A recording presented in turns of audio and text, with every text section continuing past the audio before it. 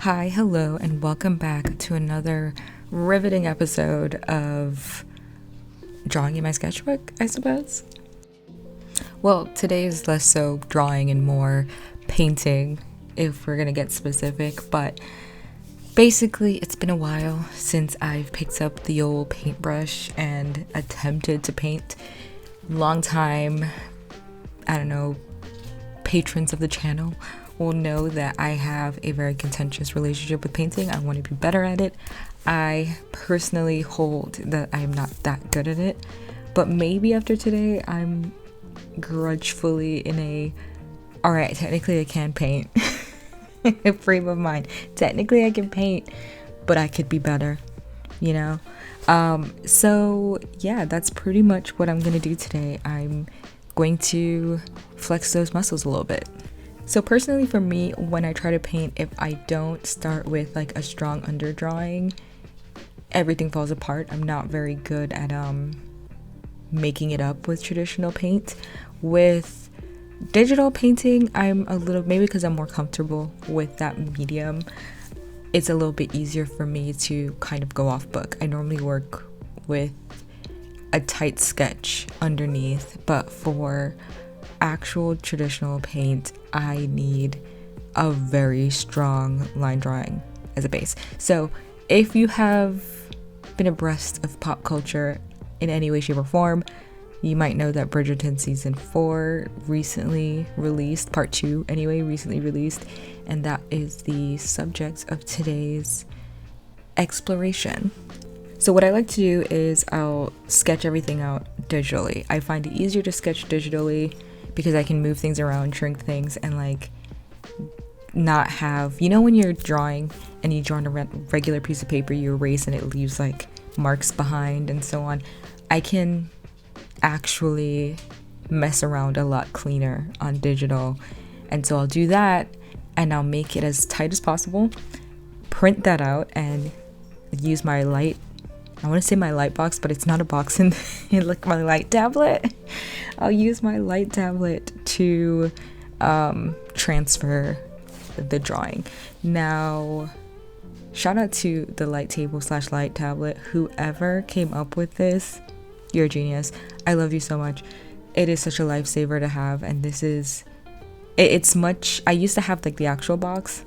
This is a much better version of that. It's so easy to use, so shout out them. So back to the piece at hand. This is, I would say, like a study. This is my painting study of a scene in Bridgerton, or a couple scenes in Bridgerton mashed together. The next step, after I'm like putting down everything, transferring everything with my light box, I'm using I just got the Derwent drawing pencils. Can I say these things are great? Normally when I transfer and start painting and I usually use a color erase pencil. This time I went with a Derwent pencil, and they are dark enough that I didn't have to basically make a little line drawing with paint, because that's typically my next step. I'll just like go over my lines with my liner brush with gouache, so that I can still see the lines when I start painting, the base painting, because I really need this structure to keep going. Like I said, I'm not that good with improvising with paint, so I kind of need to see what I'm doing, and it helps when you have a pencil that works like that, stands up this dark against like a very thin layer of paint, so I can still like figure out what I'm doing as I build and continue to build up paint. So shout out to the Derwent drawing pencils. You're clutch. Love you. This is also my first time really using them. I just got them recently. Art YouTube got me, y'all. Everybody was using them and I was kind of like, this looks fun. I want to participate. I will say I probably did a little much with the pencil drawing. I don't think you have to get as detailed as I did. I think that's just instinct. Like all the shading and everything, that's unnecessary. I didn't really need that, but I think instinctively when I'm drawing line art, I like to like give it a little zhuzh, and so I just kept going even though I didn't need to. I actually have like this reminds me of something, a conversation I had with a fellow artist, and we were talking about artists who prefer shape and artists that prefer line kind of thing. And there's this idea that like some people are more shape-based artists, like they work in form, so they're good to maybe be a little bit more intuitive with paint, so they can like make blocks of color and figure out what they're making from that. Like they use shadow shapes and huge chunks of light to like make the form. And then there's people who are much better with line, who need to create the form using single lines and so on. I don't know if this is making any sense, but I think all this to say, I think I might be more of a line person than a shape person, because I need that structure to like understand what I'm doing, versus some people can just like put down shapes and like almost like you're sculpting clay, figure out what they're doing from there. I always start with try to always start with a really bright underpainting color thing. I do it even when I paint digitally, even though it doesn't make sense. The idea is that some of that color will like peek through in like gaps or like thinner points in your painting, and so it kind of unifies the whole thing. I don't know if it worked. Full disclosure, I don't know if it worked for me, and I don't know if it ever does, but I always try because I do love seeing that in other people's work. So we're still trying to figure out how to make that happen, but that was the goal, to kind of have that feeling peek through. I also try to limit my palette to some extent, because I know that when I use a full range of my paints, it gets really muddy really fast. That being said, I still used a lot of paint, and I do think I suffered with some muddiness towards the end. So I really have to learn how to limit myself. You know what you need? More restraint. Yeah, you gotta work on that, girl. Also, nobody say anything about my painting setup, okay? I'm just a girl without a studio space. I have 2 desks that I made into an L shape in a corner, and it's predominantly taken up by, I don't know if you guys have seen or noticed that I have a giant tablet, a giant Cintiq, pride of my life, and that takes up one entire desk, and then the other part of it is kind of taken up by pens and stuff and the actual computer. I don't have I don't have the space to like paint properly anywhere else. So yeah, I'm sat at my couch with a little folding table, making it work. And it's great because I'm looking directly at the TV if I'm at my couch.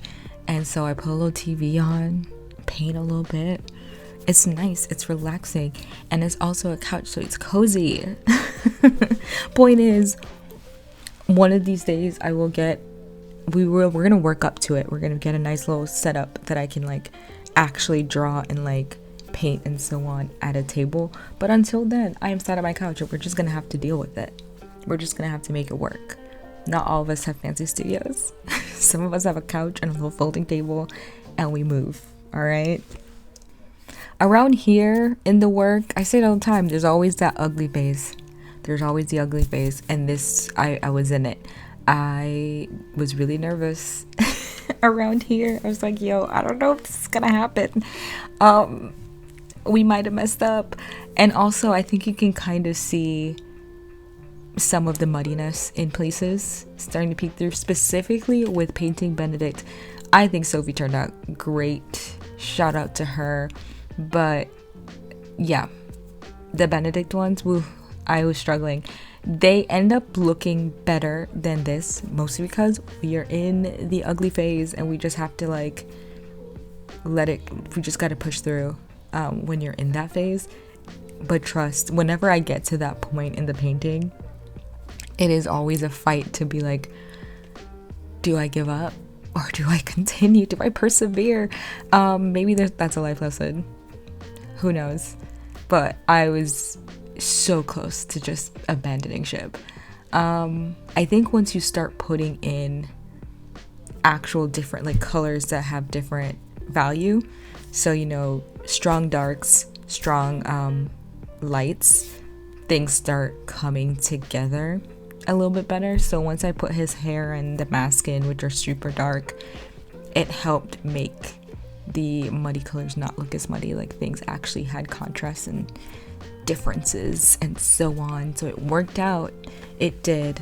And to cap everything off, I'm using those Derwent pencils again to kind of just put some lines in places, put a little texture in other places, just to kind of zhuzh it. Yeah, that's really all it is. I don't think they stood out as much as I would have liked them to on top of the paint, but they get the job done. And with that, we are now at the very end of the video, pretty much. We got a reveal. Yeah, there's not really much else to say besides new videos on this channel every other Saturday. Like, comment, subscribe, bell notification, all the other fun YouTube things down below. Let's have a little kiki in the comments, maybe. I don't know. Like, how did you guys feel about season 4 of Bridgerton? Personally, I think we did a lot better than the last, so shout out them. Let me know your thoughts down below, and I'll see you guys next time. Goodbye.